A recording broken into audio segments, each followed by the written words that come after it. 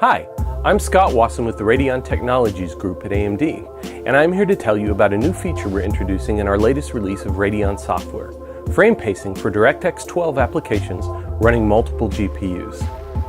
This feature deals with the scenario where two evenly matched GPUs divide up the work using a load balancing method called alternate frame rendering, or AFR for short.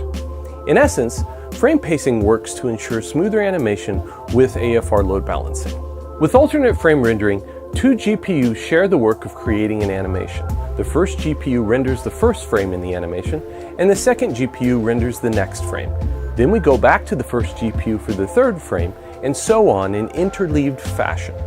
However, some frames take more time to complete than others due to differences in the work required to produce each frame.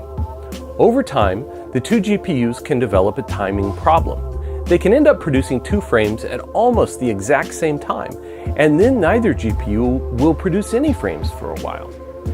When two frames arrive at the display at once, and then there's a wait for a new frame, the animation can appear halting and less fluid than it should, even though the two GPUs are producing lots of frames.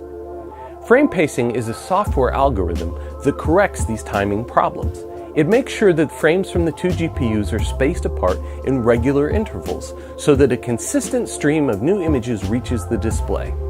In other words, frame pacing works as a sort of traffic regulator, making sure that images flow in coordinated fashion. The resulting animation is smoother and more fluid, and it looks better to the eye as a result.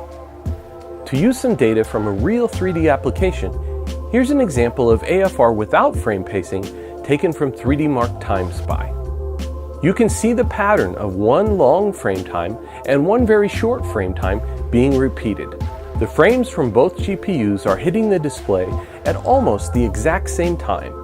As a result, the additional frames from the second GPU don't contribute much visual information to the animation.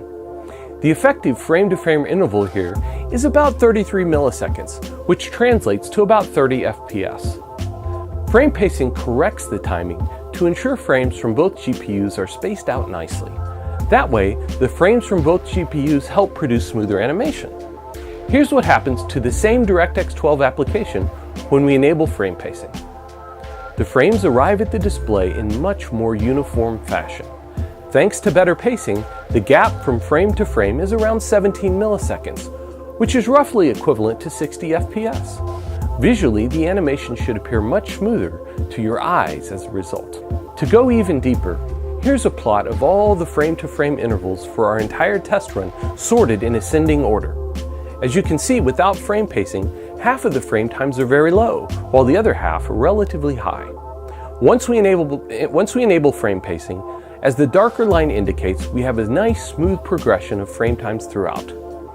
If you summarize overall performance by sampling a point at the tail of these two curves, say at the 99th percentile, then you have a pretty good spot check for overall animation smoothness. In this case, turning on frame pacing drops our 99th percentile frame time from 43 to 23 milliseconds, a dramatic improvement.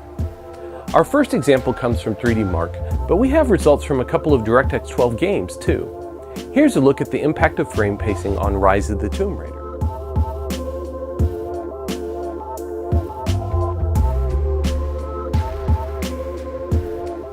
Once more, our 99th percentile frame time is nearly halved as we reduce the frame-to-frame variance.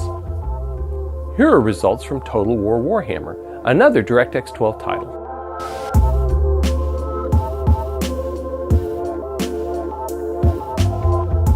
Again, the variations are reduced, and we have a nice reduction from 38 to 24 milliseconds in the 99th percentile frame time. With frame pacing for DirectX 12, owners of Radeon multi-GPU setups should see smoother animation and better overall experiences in games that use AFR load balancing. Download the latest Radeon software release and give it a try for yourself.